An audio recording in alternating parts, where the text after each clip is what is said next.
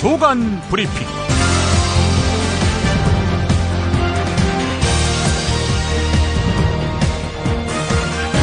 (2016년 1월 28일) 목요일입니다. 오늘은 경향신문 사설 사드를 한중 관계와 맞바꿀 만한 가치가 있다고 믿나, 이 일부를 소개하면서 시작하겠습니다. 한민구 국방부 장관이 엊그제 사드, 즉 고고도 미사일 방어 체계의 한반도 배치에 대해 군사적으로 충분히 검토할 필요가 있다라고 말했다. 박근혜 대통령이 신년 기자회견에서 천명한 데 이어 10여일 만에 국방장관이 다시 언급했다. 박근혜 대통령과 한민구 장관이 차례로 사드 배치를 거론한 것은 북핵 해결에 중국이 적극 나서도록 압박하기 위함이다. 북한의 지속적인 핵무기 위협에 대응하기 위해서는 중국이 가장 껄끄러워하는 미국의 사드를 배치하는 것 이외에는 방법이 없으니 북한의 영향력을 행사하라는 것이다. 하지만 사드 배치 논의에는 분명한 전제 조건이 있다.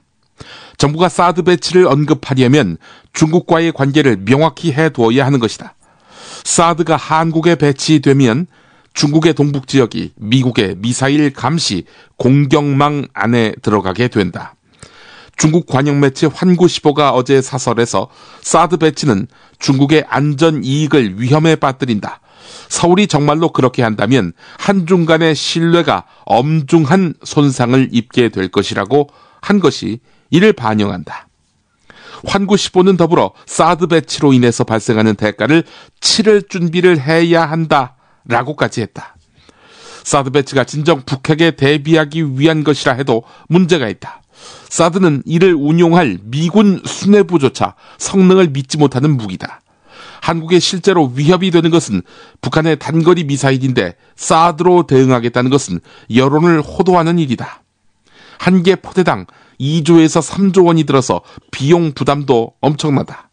혹여 박근혜 대통령이나 한민구 장관이 사드 배치가 자신들이 떠난 뒤의 일이라는 생각으로 이를 거론하고 있다면 정말 무책임한 행동이다. 실제 사드를 배치하더라도 국익을 더 따져서 결정해야 한다. 한국이 앞서 나갈 일은 더더욱 아니다. 어떤 이유로든 사드 배치로 대중관계에 심각한 관계 훼손을 무릅쓰는 것은 현명한 선택이 아니다. 이런 내용입니다. 광고 듣고 오겠습니다. 정말 맛있다. 이 말 한마디면 모든 게 설명됩니다. 30년 전통, 자연의 이로움을 담은 김치, 이담채 김치. 1544-4586 1544-4586. 술자리 많은 요즘 3차까지 달린 당신을 위한 필수품 전창걸의 새싹 땅콩차. 이제 속쓰림은 잊으세요. 070-8635-1288 070-8635-1288. 수면 무호흡, 심한 코골이 이제 걱정 마세요. 여행, 군생활, 찜질방에서도 확인된 코골이 방지기구 코골이 119 1566-0783 1566-0783. 한국일보 기사입니다. 중국이 고고도 미사일 방어 체계의 한반도 배치론에 대해서 신뢰 훼손까지 거론하면서 대가를 치를 것이다. 이렇게 엄중 경고했다고 앞서 소개했는데, 우리 정부 외교력에 심각한 타격이 불가피해졌다. 이렇게 진단하고 있는 것입니다. 김한권 국립외교원 교수는 나름의 대북 제재를 논의하고 있는 중국 입장에서 대북 제재에 동참하는 것은 마치 한국의 사드 위협이나 한미일 세 나라의 압력에 굴복하는 모양새로 비칠 수 있다면서 중국의 반응은 이에 대한 반박 차원으로 보인다. 이렇게 말했다는 겁니다. 우리 정부가 사드 이야기를 꺼낸 것이 오히려 중국의 움직일 공간을 더욱 좁혀 놓았다는 이야기입니다. 그러니까 우리 정부가 참 어리석은 짓을 했다, 이런 이야기지요. 여기서부터는 제 이야기입니다. 자기 나라 국민은 압박하면 핸들링 할 수 있습니다. 보십시오. 자기가 약속한 누리과정 공약인데 교육청에다가 다 떠넘겨놓고는 끝까지 버팁니다. 교육청이 중앙정부 요구대로 이행하는 양상 아닙니까 지금? 중국한테도 그렇게 압박을 가하면 될 것이다. 이렇게 생각한 것인데요. 외교 관계는 국군과 직결되지 않습니까? 예, 정말 그렇게 중국은 압박하면 된다라는 인식을 갖고 있었다면은 이건 대통령이 아니라 흉기 아니겠습니까? 다시 한국일보 보도 보겠습니다. 우리 정부 입장에서 중국이 극도로 알레르기 반응을 보이는 사드 논란을 자초해서 그나마 쌓아올린 한중 관계의 신뢰마저 스스로 훼손시킨 것은 더 큰 손실이다.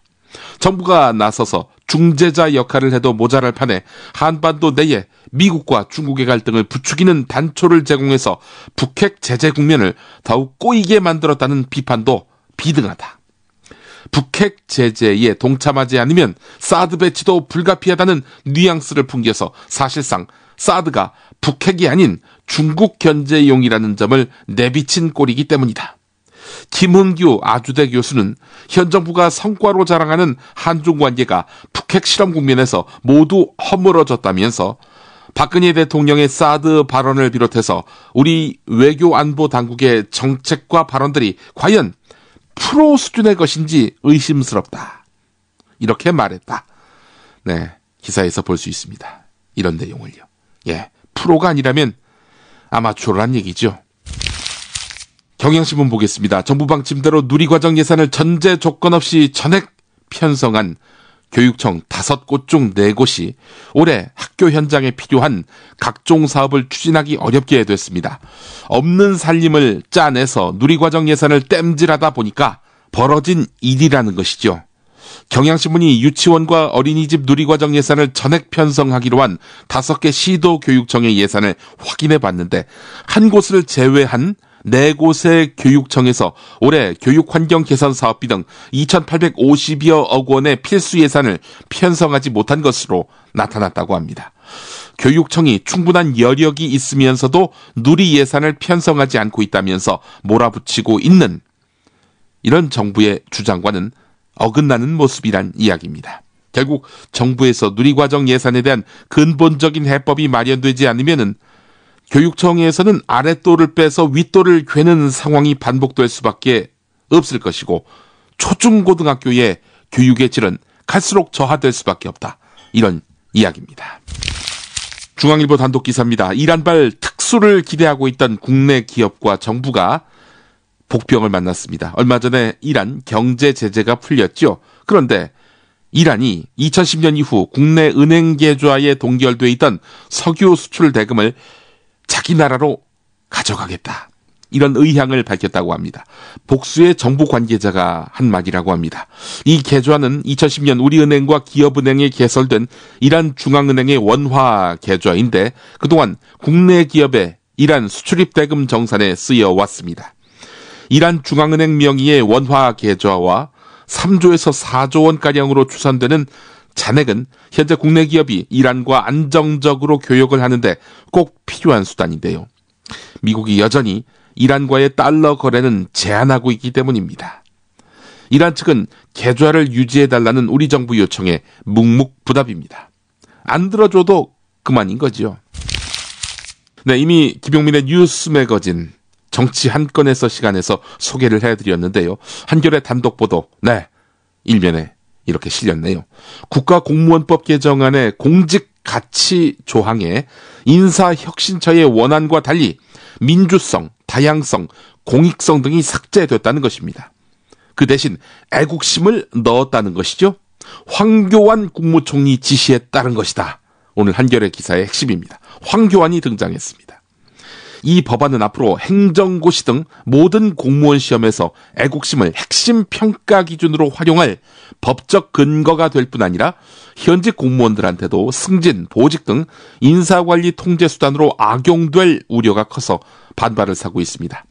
사상검증의 수단으로 쓰일 경우 헌법상 기본권 침해 소지가 크고 정부 정책에 대한 반대 의견을 억압할 수도 있다는 비판도 제기됩니다. 너 공무원 노조로 활동해? 어라? 정부를 비판해? 애국심이 없구만. 이렇게 찍힐 수도 있다는 것입니다. 국민의당 안철수 의원이 조선일보와 인터뷰를 했습니다. 20대 국회에 국민의당이 원내에 들어가서 다당 구조가 되면은 국회 선진화법을 개정하겠다. 이렇게 말했다고 합니다. 안철수 의원, 양당 구조 속에서 탄생한 것이 선진화법이기 때문에 3당이 존재하면 원래의 단순 다수결로 돌아가야 한다. 이렇게 말하고 있습니다. 원래의 단순 다수결로 가자. 이건 지금 새누리당 주장 아닙니까? 안철수 의원 주장대로 국민의당이 4월 총선에서 약진하고 새누리당 의석과 합쳐서 180석 이상이 된다면 더불어민주당이 반대하더라도 선진화법을 개정할 수 있게 된다고 조선일보는 풀이했는데요. 자, 그런데 새누리당과 국민의당이 합쳐서 180석이 된다면 아니 국민의당이 왜 선진화법 개정을 해줍니까? 그럴 이유가 없죠. 앞으로도 새누리당이 자기들한테 와서 법안 통과시켜 주십시오. 이렇게 머리를 조아리게 될 텐데 왜 그 법을, 그 좋은 법을 없애게 만듭니까? 새누리당을 지속적으로 핸들링할 수 있다는 차원에서 국회 선진화법을 그냥 두는 게 더 현명한 방법 아닌가요? 한편 안철수 의원은 현행 소선거구제를 중대선거구제로 개정하는 것도 추진하겠다 이렇게 밝혔는데요. 그러면서도 개헌 계획은 없다 이렇게 말했습니다. 소선거구제를 중대선거구제로 바꾸려면요, 개헌을 해야 합니다. 하기 싫어도. 한편 안철수 의원은 더불어민주당 등과 총선에서 야권 연대를 할 가능성에 대해서는 총선에서의 연대는 없다라는 기존 입장의 변화가 없다 이렇게 말했습니다. 총선 연대 없다는 얘기지요. 안철수 의원은 국민의당 등장 이후 새누리당의 40% 지지율이 깨졌고 정치 무관심층도 줄었다 라면서 국민의당을 찍으면 새누리당을 도와주는 게 아니고 국민의당 후보가 당선되는 것이다 이렇게 말했다고 합니다. 더불어민주당 김종인 비상대책위원장도 조선일보와 인터뷰했습니다. 야권의 두 당수를 한날에 인터뷰를 했네요. 조선일보 정말 대단합니다. 국민의당이 자신의 국보위, 전두환이 이끈 국보위 전력을 공격하는 데 대해서 안철수 의원이 새정치한다고 했는데 지금 같은 행위가 과연 새정치인지 묻고 싶다 라면서 새정치하겠다는 사람들이 그런 식으로 하면 안 된다. 내가 이야기를 할 수 없어서 그렇지 나는 대략 저 당, 즉 국민의당이 어떻게 될 거라고 짐작을 한다. 나를 공격하는 것보다 자기들 할 일 하는 것이 나을 것이다. 이렇게 말했다고 합니다. 어떻게 된다는 말인가? 라는 질문에는 웃으면서 더 이상 언급하지 않았습니다. 대신에 국민의당이 광주에서 지지도가 떨어지기 시작하니까 나를 이용해서 광주 정서를 다시 한번 뒤집어 보겠다는 것이라면서 그런 정치를 한다고 해서 성공할 거라고 보지 않는다. 이렇게 말했다고 합니다. 한편 조선일보가 친노 패권주의를 청산할 자신이 있는가라고 물었습니다. 자, 그런데 김종인 위원장, 솔직히 뭘 가지고 친노 패권주의 이야기를 하는지 납득이 잘 안 된다. 밖에서 가장 의심하는 것이 내가 문재인 대표의 꼭두각시처럼 움직이지 않을까 하는 건데 그런 우려는 하지 않아도 된다. 내가 관장할 능력이 없으면 하지도 않았다. 이렇게 말했다고 합니다. 친노 패권주의가 기본적으로 없는 이야기다. 이런 입장 아닙니까?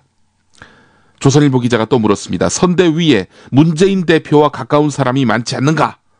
이렇게 말입니다. 그러자 김종인 위원장, 문재인 대표는 나에게 누구를 해줬으면 좋겠다는 그런 이야기를 한 번도 한 적이 없다.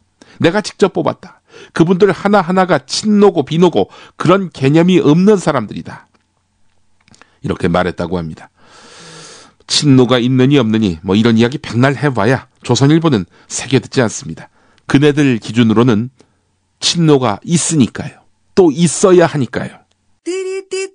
재미있는 쇼핑몰. 그런데 실생활에 굉장히 유용한 쇼핑몰. 재미월드입니다. 어떤 제품이 있는지 궁금하시죠? 검색창에서 재미월드를 입력하세요. 재미월드. 참치의 맛은 좋은 참치가 좌우합니다. 구이동 대양 참치가 그렇습니다.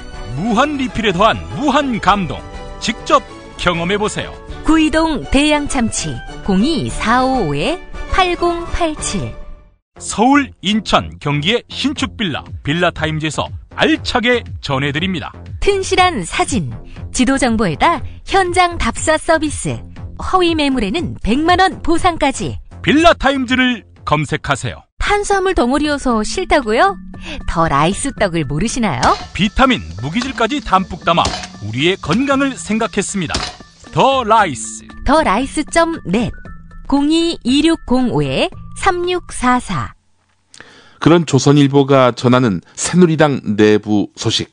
네, 읽어볼만 합니다. 새누리당 김무성 대표가 연일 박근혜 대통령을 겨냥한 듯한 권력자 발언을 이어가고 있습니다. 어제 2030 새누리당 공천설명회에 참석해서는 과거에는 공천권이 당의 소수 권력자에 의해 밀실에서 좌지우지돼 왔다면서 많은 인재가 정치를 하고 싶어도 구태 정치의 두려움 때문에 권력자에게 줄을 잘 서야 하는 것 때문에 용기를 내지 못했다. 이렇게 말했습니다. 2012년 국회 선진화법 통과 당시 상황을 거론하면서 박근혜 대통령을 권력자로 지칭했던 김무성 대표 아닙니까? 연이틀 같은 표현을 사용해서 각을 세운 것입니다. 권력자에게 줄을 잘 서야 한다. 운운한 것이죠. 여권에서는 김무성 대표가 박근혜 대통령 또 친박과의 갈등을 계속 끌고 나갈 생각인지가 관심사인데요. 김무성 대표는 2014년에도 개헌론을 꺼냈다가 청와대가 이 의의를 제기하니까 불찰이었다 이렇게 물러섰죠. 박근혜 대통령과 각을 세우는 듯 하다가 철수한 적이 여러 번 있었던 겁니다.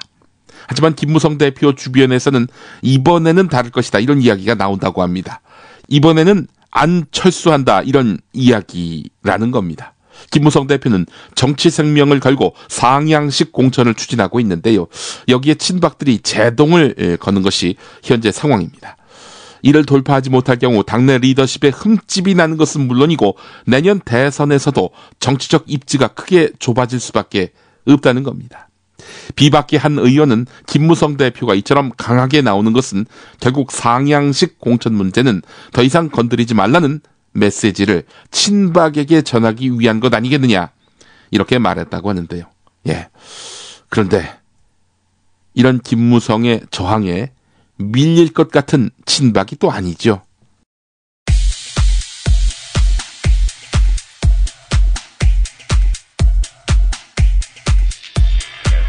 토론의 제왕 유시민 2011년 국민참여당 대표 신분으로 MBC 100분 토론에서 서울대 교수 안철수가 정치에 입문하는 것과 관련해 평소 생각을 드러내는데 저는 이거는 두 번째의 노풍으로 봅니다. 왜 그러냐면 2002년도에 노풍이 일어났을 때 그 모토가요.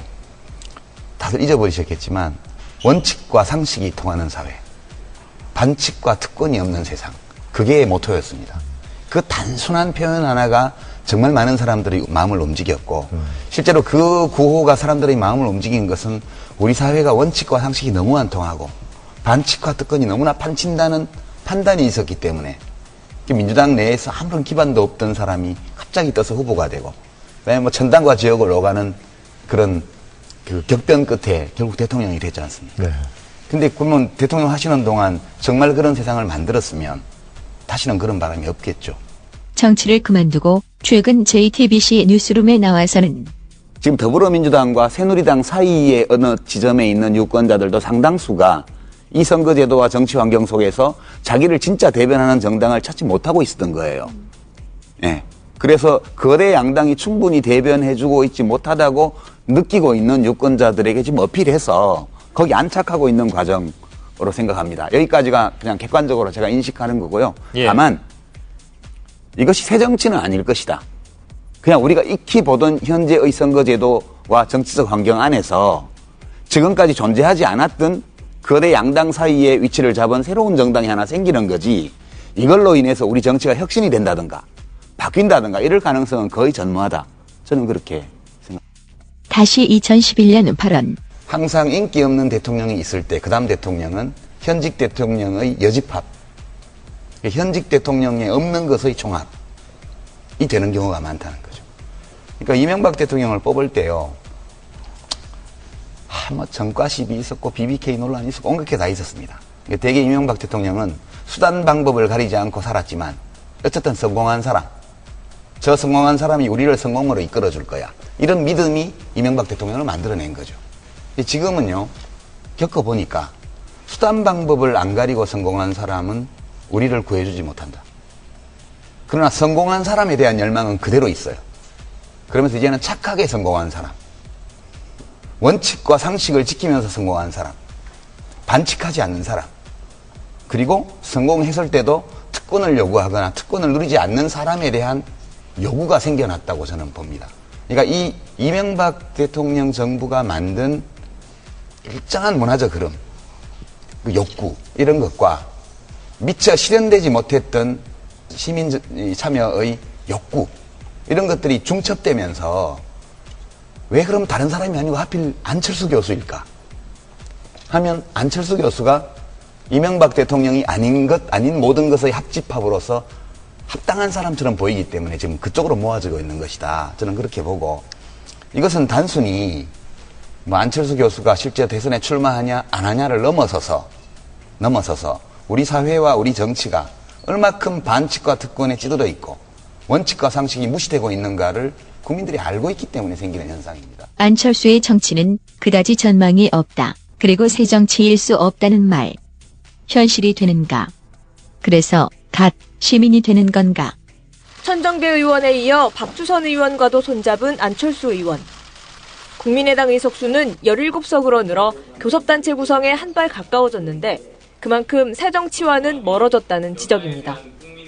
참신성이 떨어질 뿐 아니라 특히 박 의원의 비리 연루 전력은 안 의원의 혁신 기조와도 맞지 않는다는 비판입니다. 구태 정치의 행태까지 보이는 상황. 부산시당 창당대회에선 시당위원장 자리를 놓고 참석자들 간 몸싸움이 벌어졌고 한상진 위원장은 더불어민주당 내 전북 의원들을 향해 막말에 가까운 비판을 쏟아냈습니다. 귀가 먹은 것인지 눈이 안 보이는 것인지 캄캄합니다. 지난 4일 동교동에서 김대중 전 대통령 부인 이희호 여사를 비공개 면담한 뒤 안철수 의원은 이 여사가 정권교체까지 언급하며 격려했다고 소개했습니다. 정권교체를 하는데 꼭 중요한 역할들을 할 수 있도록 많은 기대를 가지고 계시다는 말씀도. 그런데 유출된 녹취록에는 안 의원이 정권교체가 되도록 미랄이 되겠다고 말하자 이 여사가 꼭 그렇게 하세요라고만 한 것으로 나타납니다. 내용을 과장해 전했고 비공개 면담을 양해 없이 녹음한 것 등이 정치 도의에 어긋나는 데다 불법성 논란까지 일자 안 의원은 서둘러 공개 사과했습니다. 있을 수 없는 일입니다. 큰 결례를 했습니다. 진심으로 송구스럽습니다. 이것이 새 정치는 아닐 것이다. 이것이 새 정치는 아닐 것이다.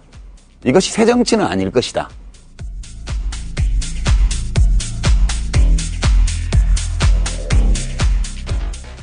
살다 보면 꽃 주문할 일이 생깁니다. 1566-0263. 네이버에서 검색된 사이트보다 최대 2만 원 싸게 해드립니다. 좋은 사람과 플라워 1566-0263. 잊지 마세요. 한우 사고를 집어넣고 24시간 팔팔 끓인 곰탕, 연지연 곰탕. 어린이부터 노인까지 누구나 좋아하는 건강식 연지연 곰탕. 택배로 신청하시려면 010-7252-1114. 전국 방방곡곡 최고의 먹을거리를 모았습니다. 여기저기 가지 마세요. 팥가게면 됩니다. 팥가게에서 구매하시면 대한민국 농촌기업을 살린답니다. 팥가게. 인터넷에서 팥가게를 검색하세요. 팥가게. 불의한 세력과 싸우다가 미사 도중에 총에 맞아 세상을 떠났습니다. 희망의 예언자 오스카 로메로. 스코트 라이트가 쓰고 김군수가 번역한 희망의 예언자 오스카 로메로. 아르테에서 나왔습니다. 김용민이 전해드리는 조간 브리핑. 이른 아침 조간신문 핵심 기사를 훑어보는 시간. 김용민의 조간 브리핑. 월요일부터 토요일까지 매일 오전 7시대에 업데이트됩니다. 뉴스뿐 아니라 그 안에 숨은 맥락도 짚어드립니다. 서울신문 단독 보도입니다. 주한 일본 대사관 인근의 평화비 소녀상 이전 철거 여부에 대해서 서울 종로구가 예술 작품인 만큼 이전 철거할 계획은 없다. 이렇게 밝혔습니다. 김영종 종로구청장이 서울신문과 인터뷰를 했는데 소녀상을 이전 철거할 계획이 없고 그런 일은 있을 수 없다라면서 국민적 합의가 이루어져야 할 사안이라고 말했습니다. 김영종 구청장은 우리 정부와 일본 정부 사이에 소녀상 철거에 대한 합의가 있었던 것으로 보이지도 않고 확인된 사실도 없는 상태라면서 만에 하나 중앙정부에서 요청이 내려온다 해도 철거할 근거가 없으며 담당 행정기관으로서 철거할 생각도 없다. 이렇게 못 박았다고 합니다. 김영종 구청장은 일본 정부가 소녀상 이전 철거를 전제로 약 100억 원을 주겠다고 했다는 일본 언론의 보도가 있었는데 만약 그렇다면 지난 12월 28일 한일 합의에서 일본 정부가 진정 사과한 것인지에 대해서도 의문이 선다라고 꼬집었다는 겁니다. 법적으로 소녀상은 불법 시설물이 아닌 만큼 철거 대상이 아닙니다. 이 소녀상은 현재 예술작품으로 분류되는데요. 예술품은 도로법상 도로 점용 허가의 대상이 아닙니다. 게다가 평화비 소녀상이 설치된 도로는 종로구 소유 부지라서 종로구나 설치 주체가 철거하지 않으면 누구도 강제로 진행할 수 없다는 겁니다. 박근혜 대통령이 와서 뽑을 수도 없다는 겁니다. 종로구 관계자는 5년 전에 설치해도 좋다고 허용해놓고 이제 와서 철거하는 것은 신의 성실의 원칙에도 위반한다라면서 도로의 기능, 도시 미학적 측면, 시민 통행 등을 다방면으로 고려할 때 소녀상은 미학적 가치가 있고 보행에 아무런 불편을 주지 않는다. 이렇게 설명했다고 합니다. 김영종 구청장은 더불어민주당 단체장입니다. 경북 포항 북구를 지역구로 하는 새누리당 이병석 의원의 범죄 혐의 액수가 15억 1천만 원에 달하는 것으로 확인됐다는 중앙일보 단독 기사도 눈길을 끕니다. 서울중앙지검 특수 2부가 법원에 청구한 이병석 의원의 체포영장에 기재된 범죄 사실입니다. 검찰은 이병석 의원이 포스코의 청탁을 들어주는 대가로 지인의 업체들에게 포스코가 일감을 주게 하고 해당 업자들로부터 불법 정치 자금을 받은 혐의가 있다고 보고 있습니다. 이병석 의원에 대한 체포 동의안은 지난 26일 국회에 접수됐는데요. 본회의 표결을 남겨두고 있습니다. 이병석 의원은 검찰의 4번째 소환 통보에도 결코 부정한 돈을 받은 적이 없다. 총선이 끝난 뒤에 당당하게 검찰에 나가서 결백을 밝히겠다. 이렇게 말했습니다. 이병석 의원 총선 예비 후보 등록을 마치고 본격적인 선거운동에 들어갔다고 하는데 당선되면은 그로써 면죄부를 받는다고 판단하는 것일까요? 검찰의 대응이 주목됩니다. 검찰이 공무집행 방해는 없었다는 경찰관의 진술에도 불구하고 세월호 집회 참가자를 공무집행 방해 혐의로 기소한 정황이 드러났습니다. 이 내용은 경향신문이 전하고 있는데요. 서울중앙지검 공공형사수사부는 지난해 7월 권영국 변호사를 공무집행 방해 및 일반 교통방해, 집회 및 시위에 관한 법률 위반 등의 혐의로 불구속 기소했는데요. 그해 4월 세월호 관련 집회에 참여해서 교통방해나 집회 관련법 위반에 가담했을 뿐 아니라 경찰관 직무를 직접 방해했다는 것입니다. 자, 그런데 당사자인 경찰은 위협이나 폭행을 당했다고 생각하지 않고 공무집행을 방해받지도 않았다. 이렇게 말했다고 합니다. 이로써 집회 관련자에 대한 검찰의 과잉 수사가 또다시 도마 위에 오르게 됐는데요. 그동안 검찰이 이걸 숨겨왔던 모양이죠. 그래서 피의자에게 유리한 증거를 검찰이 숨기지 못하도록 수사기록 열람, 수사기록 복사제도, 이거 손봐야 한다는 목소리에 힘이 실리고 있습니다. 관심법 수사, 과학이 아닌 문학적 수사, 이제 끝내야 합니다. 서울신문 기사입니다. 전주 붕어빵 여중생, 이 여중생을 서울신문 기자가 만났습니다. 기자가 붕어빵을 주문하고 기자신분을 밝혔는데 인터뷰에 응하지 않겠다라면서 자그만 키에 얼굴을 온통 가린 여학생은 고개를 휙 돌렸다고 합니다. 오늘 취재진만 20여 명이 다녀갔는데 모두 거절했다. 인터넷에 유포된 글은 모두 거짓말이라면서 불쾌하다는 몸짓을 했다고 합니다. 소셜미디어를 뜨겁게 달군 붕어빵 여중생의 사연은 이러했지요. 간암에 걸린 어머니와 정신지체 오빠의 생계를 위해서 붕어빵을 굽는 중2 여학생이 전주 인후동 거리에 있으니 근처에 사는 사람들은 그 포장마차에 가서 붕어빵을 사 먹자. 이런 내용이었는데 붕어빵 여중생은 이게 사실이 아니라고 말하고 있는 것입니다. 게다가 며칠 전에는 전주 덕진구가 붕어빵 포장마차를 모두 철거하는 행정조치를 했습니다. 구청 공무원들은 붕어빵을 굽는 어린 학생들에게 자진 철거하지 않으면 도로 무단 점용으로 과태료를 부과할 수 있다는 행정대집행 계고서를 전달했습니다. 붕어빵 장사를 계속하면 소득이 잡혀서 기초생활보장 수급자의 수급비가 깎인다, 이렇게 으름장을 놓기도 했는데, 이에 대해서 김승수 전주시장은 구청이 붕어빵 포장마차를 철거시킨 것은 이유 여하를 막론하고 잘못됐다면서 조만간 학생들의 생계 대책을 발표하겠다, 이렇게 밝혔다고 합니다. 서울신문 기자는 이렇게 기사를 매듭짓습니다. 로마 공화정 말기에 율리우스 카이사르는 아무리 나쁜 결과로 끝난 일이라고 해도 애초에 그 일을 시작한 동기는 선의였다. 전주 붕어빵 여중생은 소셜미디어의 좋은 면과 나쁜 면을 모두 드러냈다. 소셜미디어에서 이루어지는 선의의 공유도 의도와 달리 나쁜 결과를 불러올 수 있다는 깨달음을 얻어야 할 것이다. 무엇보다도 중앙정부나 지방정부의 저소득층에 대한 복지정책이 제대로 구현돼야 10대 학생들이 길거리에서 일하는 모습이 사라질 것이란 점을 명심해야 한다. 네, 이렇게 말입니다. 저도 이 전주 붕어빵 여중생 이야기를 공유했었는데요. 저도 책임이 큽니다. 사과드립니다. 미디어 오늘 분석입니다. 증거 없이 해고했다. 최민희 더불어민주당 의원과 한겨레 뉴스타파가 공개한 녹취록에서 백종문 MBC 미래전략본부장이 한 말입니다. 최승호, 박성재를 증거 없이 해고했다. 이런 백종문 본부장의 발언은 정부가 추진하고 있는 쉬운 해고의 위험성을 다시 한번 드러냈다는 것입니다. 한마디로 마음만 먹으면 노동자 내보내는 것은 식은 죽 먹기와 다름없다는 말인데, 정부는 저성과자 해고가 쉬운 해고가 아니라는 근거로 업무에 상당한 지장을 초래하는 경우에만 통상 해고가 가능하다는 규정을 들었지요. 하지만 회사가 특정 노동자를 찍어서 내보내야 되겠다, 이렇게 마음 먹는다면은 객관적이고 공정한 평가 절차는 말 그대로 요식 행위에 그칠 수밖에 없다는 이야기입니다.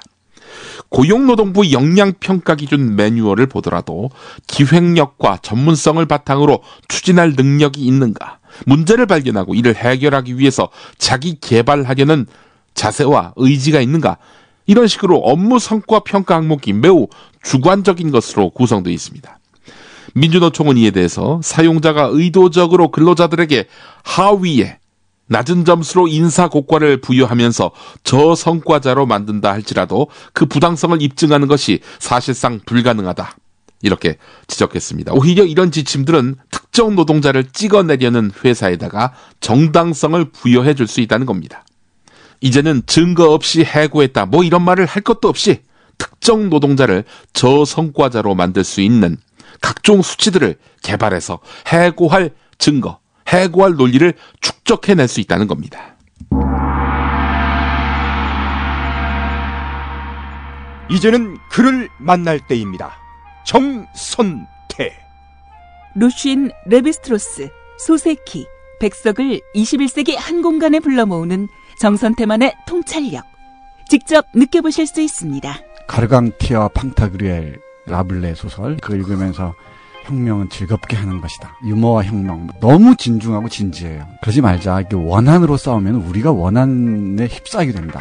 휘말리게 된다. 이게. 문학평론가인 정선태 국민대 국문학과 교수와 좋은 고전을 함께 읽는 매주 목요일 낮 2시 정선태의 목요 고전 강좌.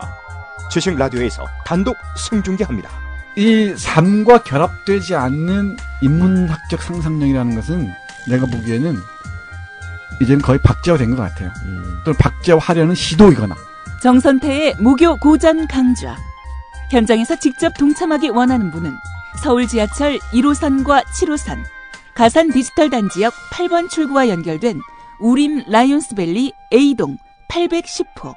지식라디오 공개홀로 방송 10분 전까지 선착순 착석하실 수 있습니다. 오늘 김용민의 조간 브리핑은 임석규 한겨레 정치 에디터의 김종인의 독주 체제, 그 위험성이란 제목의 칼럼을 전해드리면서 마무리하려고 합니다. 김종인은 원래 보수 정치인이다. 정치 출발점도 전두환 시절 민정당이었고 노태우 정권에서 장관과 경제수석을 했다. 박정희 전 대통령 비서실장을 지낸 김정념의 조카 사위이기도 하니 그가 박근혜 정권 창출에 기여하는 것은 이상한 일이 아니다.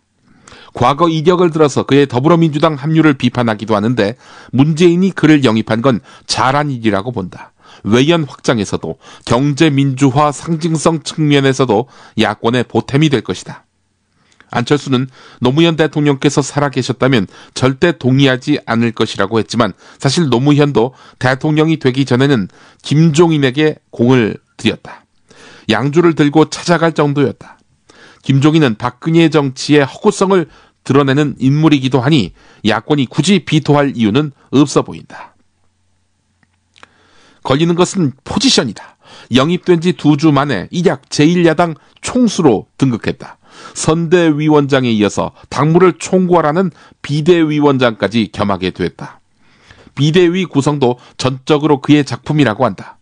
공천관리위원회도 비대위가 구성할 것이므로 공천권도 사실상 김종인 수중에 들어갔다고 봐야 한다. 선열이 낭자한 공천 권력 투쟁의 복판에서 시퍼렇게 날이선 칼을 휘둘러야 할 판이다. 그런데 뇌물수수죄가 확정돼서 의원직을 상실한 그의 전력이 공천 과정에서 곤혹스러운 상황으로 번질 수 있다. 김상곤 혁신안은 비리 연루 인물이 공천받고자 할 경우 사면 복권됐더라도 3분의 2 이상의 동의를 얻어야 한다. 김종인은 비리 연루자 공천 배제 등 공천을 최종적으로 총괄하고 책임져야 하는 위치에 있다. 김종인의 전력이 김상곤의 혁신과 충돌할 수 있다. 김종인 독주 체제는 구조적인 위험 요소도 안고 있다. 그는 본디 불같은 성격이다.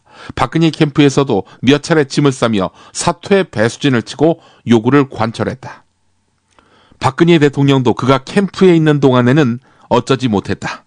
백의 종군의 길을 떠난 문재인도 김종인을 통제할 수 없을 것이다. 행여 그가 짐을 싸겠다고 나서기라도 한다면 더불어민주당은 와르르 무너져 내릴 위험이 있다. 김종인이 아무리 위험하고 독단적인 결정을 내려도 통제력이 작동하기 어려운 구조다. 브레이크 없는 과적 차량에 과속을 즐기는 초보 운전자가 앉으면 위험천만 아니겠는가. 이런 내용이었습니다. 조간 브리핑 마치겠습니다.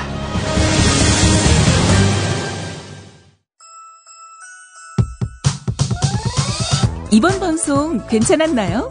작별의 여운 이렇게 표시해주세요. 다운로드하기, 댓글 달기, 구독하기, 별점 주기. 더 좋은 방송 만들어달라는 약속 이렇게 응원해주세요. 다운로드하기, 댓글 달기, 구독하기, 별점 주기. 기억하셨죠? 다운로드하기, 댓글 달기, 구독하기, 별점 주기.